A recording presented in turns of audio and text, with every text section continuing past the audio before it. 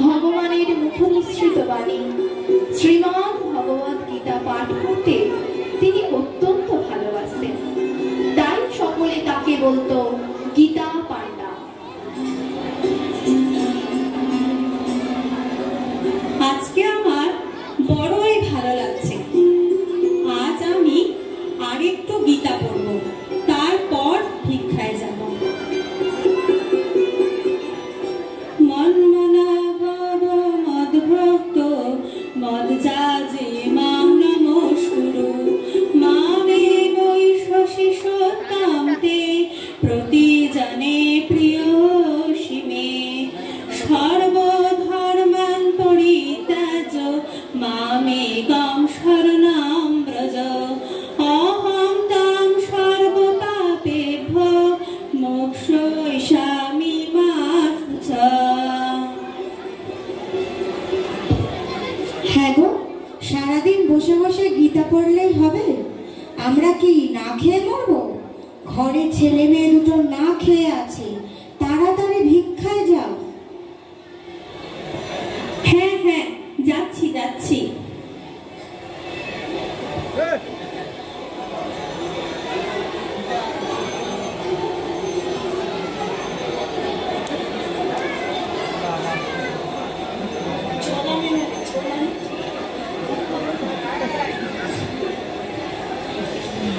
এই নাও গো, এই নাও। অনেক কষ্টে এইটুকু পেয়েছি, আজ এটা দিয়ে কাজ চালিয়ে নাও। আমি আরেকটু গীতা পড়ি। এভাবেই চলত গীতা পান্ডার জীবন। কিন্তু একদিন ঘটল এক আশ্চর্য ঘটনা। সেদিন বাইরে প্রবল বৃষ্টি। আজ আমি খুব খুশি, বাইরে বৃষ্টি হচ্ছে। আজ আমাকে আর সারাদিন শুধু গীতা পড়ব।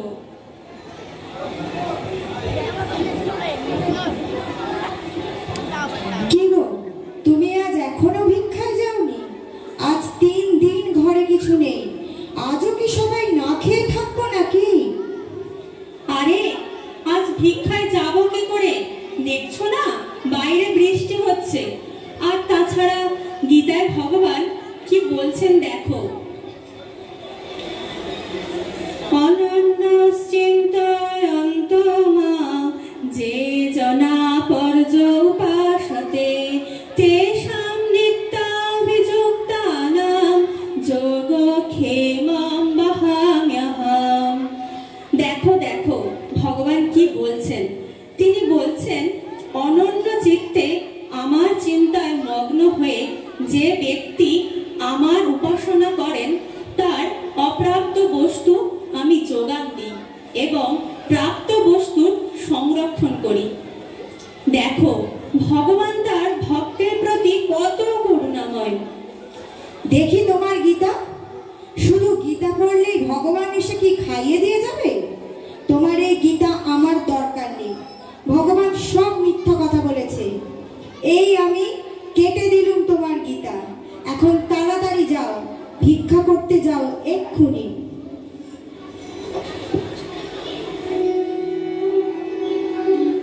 প্রচন্ড দুঃখ পেয়ে ব্রাহ্মণ বেরিয়ে পড়েন ভিক্ষায়। এদিকে ব্রাহ্মণী অপেক্ষা করতে থাকেন তার আহার্যের জন্য।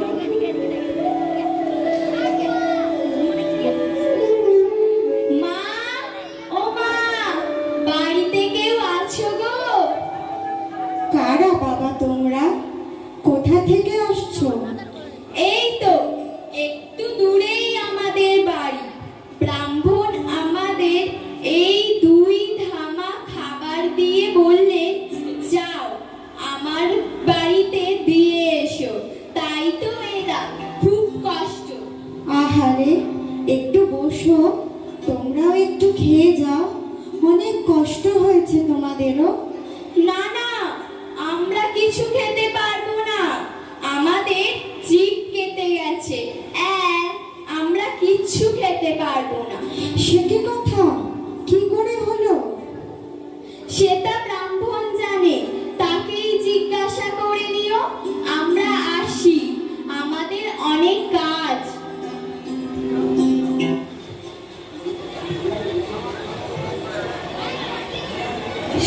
সারাদিন ভিক্ষা করেও সেদিন কিছুই ভিক্ষা পাননি ব্রাহ্মণ। ক্ষুধার্ত তৃষ্ণার্ত হয়ে ক্লান্ত দেহে বাড়ি ফেরেন তিনি।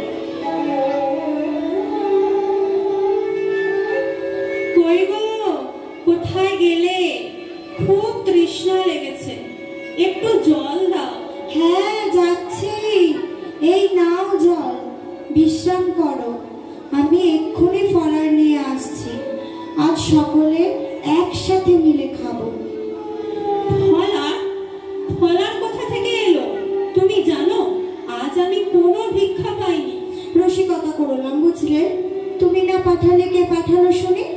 দুধ ধামা ভর্তি করে নিয়ে এলো। কে নিয়ে এলো?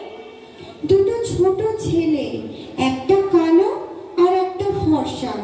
হ্যাঁ, এ কি বলছো তুমি? এও কি সম্ভব? খুব সুন্দর দেখতে দুজনকে জানো। হ্যাঁ, খেয়ে যেতে বললাম, বললো কিনা যে জিভ কেটে গেছে। তুমি নাকি সব জানো, তুমি কি ওদের মারধর করেছো নাকি? হায় রে, কি কপাল! তুমি ওদের চিনতে পারলে না গো? এখনো বুঝলে না ওরা কারা? কারা ছিল ওরা? ওদেরকে আমি মারিনি, মেরেছো তুমি। এই দেখো, দেখো কি করেছো তুমি। শ্রীমদ্ ভগবত গীতা ভগবানের মুখের বাণী, আর তুমি সেই মুখে লাল কালি দিয়ে কেটেছো।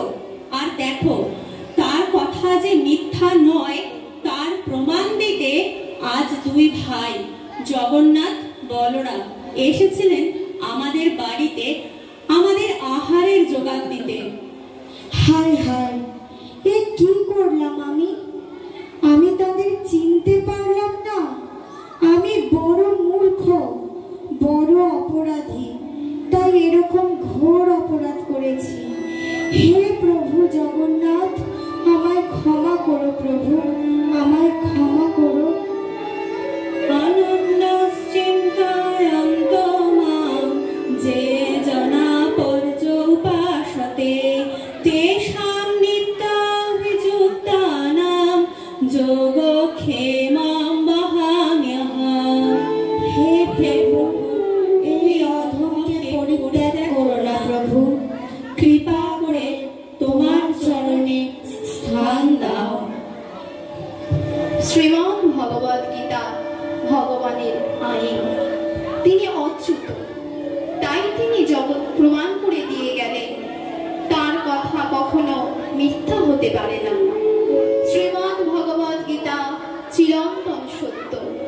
হে প্রভু জগন্নাথ, হে কৃপাময়, কৃপাপূর্বক আমাদের নয়ন পথে সর্বদা প্রতীত হন।